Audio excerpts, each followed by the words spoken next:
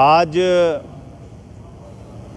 चौधरी नवीन गुर्जर जी के समर्थन में एक विशाल तिरंगा यात्रा निकाली गई भाई सोमेन ढाका जी और साथियों के नेतृत्व में।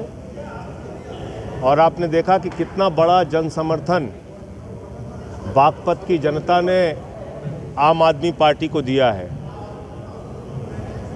दरअसल सही जन विश्वास ये है जो आज देखने को मिला, और वो जन विश्वास आम आदमी पार्टी के प्रति है क्योंकि हमने एक दिल्ली का मॉडल प्रस्तुत किया जहां हम 300 यूनिट बिजली फ्री देने की बात उत्तर प्रदेश के लोगों को कर रहे हैं, किसान को उसके फसल का दाम 24 घंटे के अंदर उसके खाते में देने की बात कर रहे हैं, गन्ने का उचित मूल्य देने की बात कर रहे हैं, किसानों की बिजली बिल माफ़ करने की बात और बकाया माफ़ करने की बात कर रहे हैं। इसके अलावा शिक्षा पर 25% बजट खर्च करने का ऐलान आम आदमी पार्टी ने किया है। 10 लाख सरकारी नौकरियां हर साल देने का वादा किया है, गारंटी दी है केजरीवाल जी ने, और 5,000 रुपये प्रतिमाह बेरोजगारी भत्ता देने का भी वादा और गारंटी हमने की है। तो हम अपने मुद्दों को लेकर जनता के बीच में चुनाव लड़ने जा रहे हैं। सड़क से लेकर संसद तक काले कानून के खिलाफ हम लोगों ने मिलकर आवाज़ उठाई और उसकी बदौलत किसानों के 1 साल के आंदोलन की बदौलत सरकार को विवश होकर तीनों काला कानून वापस लेना पड़ा। लेकिन खतरा अभी टला नहीं है क्योंकि कृषि मंत्री जी का बयान आता है कि हम एक कदम पीछे हटे जरूर हैं लेकिन नए तरीके से इस कानून को दोबारा लेकर आएंगे। ये खतरा है किसानों के ऊपर आज भी, और मैं ऐसा सोचता हूँ कि भारतीय जनता पार्टी को सबक सिखाने का ये सबसे बड़ा मौका है 2022 का चुनाव, क्योंकि आदित्यनाथ जी की सरकार ने गन्ने का दाम 5 साल तक नहीं बढ़ाया। अंतिम वर्ष में कुछ दिखावटी के लिए काम किया इन्होंने। इसके अलावा कानून व्यवस्था पर इससे इनकी सरकार से उम्मीद थी, फर्जी इनकाउंटर इनके शासन में हुए। इस सरकार से उम्मीद थी कि भ्रष्टाचार खत्म करेंगे। हमने देखा कोरोना की महामारी में 800 का ऑक्सीमीटर 5,000 में खरीदा गया, 12,000 का ऑक्सीजन सिलेंडर 55,000 में खरीदा गया, 8 लाख का बच्चों का वेंटिलेटर 22 लाख में खरीदा गया। और ये सारे भ्रष्टाचार मैंने खोले और इसकी शिकायत की। प्रभु श्री राम के मंदिर में घोटाला किया गया, उसके कागजात और उसकी शिकायत मैंने की, उसके सारे तथ्य मैंने सामने रखे।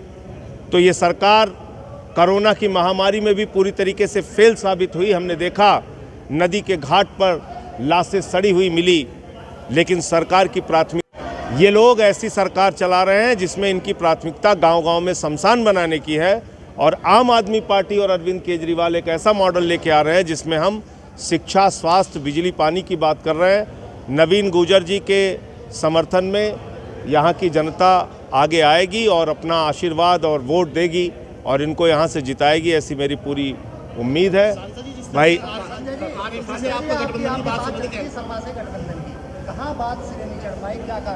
देखिए, मैंने स्पष्ट किया था, आज पहले भी कहा था, आज भी कह रहा हूँ, गठबंधन की दिशा में कोई बातचीत और गठबंधन की दिशा में कोई बात हुई नहीं, इसलिए गठबंधन का कोई प्रश्न नहीं।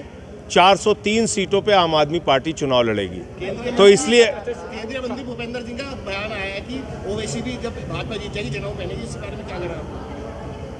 देखिए, वो क्या बयान देते हैं नहीं देते हैं वो ज़्यादा महत्वपूर्ण नहीं है। उत्तर प्रदेश की जनता इस समय मुद्दों पर वोट देना चाह रही है और उसके सामने मुद्दा है किसानी का, मुद्दा है रोजगार का, मुद्दा है बिजली का, मुद्दा ये चुनाव के समय में ओवैसी और ये आपस में नूरा कुश्ती करते रहते हैं, उससे बात बनने वाली नहीं है। अब लोगों को ये बातें समझ में आ गई हैं, मुद्दों पर वोट होगा और इसलिए हम मुद्दों की बात कर रहे हैं। किसान संगठनों ने वहाँ पे चुनाव लड़ने का ऐलान कर दिया है। आम आदमी तक कुछ बातचीत हुई है, कुछ नहीं बताइए। आज ऐतिहासिक जीत चंडीगढ़ में हुई आम आदमी पार्टी की। ये इस बात का संकेत है कि अब ये जो परंपरागत पार्टियां हैं, कांग्रेस, बीजेपी, अकाली दल, इन सारी पार्टियों से लोग ऊब चुके हैं और इसलिए बदलाव के लिए पंजाब में भी वोट पड़ेगा, उत्तर प्रदेश में भी वोट पड़ेगा। किसान संगठनों के साथ गठबंधन की कोई ऐसी बात नहीं है और उन्होंने खुद स्पष्ट किया है किसान संगठनों ने तो इसलिए उन्होंने अपनी पार्टी बनाई है, वो चुनाव लड़ेंगे। दिन में चुनाव हो रही है, रात के टाइम जो है, रात के टाइम लॉकडाउन लगाया जाता है, क्यों उसका क्या फायदा है रात के टाइम लॉकडाउन का? देखिए, मैं तो पहले कल भी मुझसे ये सवाल पत्रकारों ने किया था, मैं आज भी दोहरा दे रहा हूँ। मेडिकल साइंस जो भी कहता है, हमारे एक्सपर्ट, हमारे डॉक्टर्स जो भी कहते हैं, उसके हिसाब से आप कार्रवाई कीजिए। जनता का जीवन बचाने के लिए जो भी जरूरी कदम है उसको उठाइए, लेकिन इसमें चुनावी राजनीति का खेल मत खेलिए। हमने देखा बंगाल के समय में लोग मर रहे थे और भारतीय जनता पार्टी के मुखिया, हमारे प्रधानमंत्री नरेंद्र मोदी जी चुनाव का प्रचार करने में व्यस्त थे, तब कोरोना नहीं था। ओमिक्रॉन को लेकर जिस तरीके से ये चुनाव से भागने की कोशिश भारतीय जनता पार्टी कर रही है, वो ठीक नहीं है। चुनाव आयोग को इस पर फैसला लेना चाहिए, बीजेपी का इससे कोई लेना देना नहीं होना चाहिए। और जो चुनाव आयोग डॉक्टर्स की जो सलाह हो, एक्सपर्ट्स जो हमारे कहते हों, कोरोना से बचने के लिए जितने कदम उठाने की ज़रूरत है उठाइए, हम साथ देंगे। लेकिन ये राजनीति के दृष्टि से कि हम विपक्ष का कार्यक्रम नहीं होने देंगे, अपना कार्यक्रम चलाएंगे, वो ठीक नहीं। चुनाव से फायदा होगा या नुकसान पीछे हटने से आपको? मुझे तो लगता है कि मोदी जी अब योगी पर विश्वास नहीं करते, इसलिए मोदी अपने चेहरे पर चुनाव लड़ना चाहते हैं, योगी के चेहरे पर चुनाव नहीं लड़ना चाहते।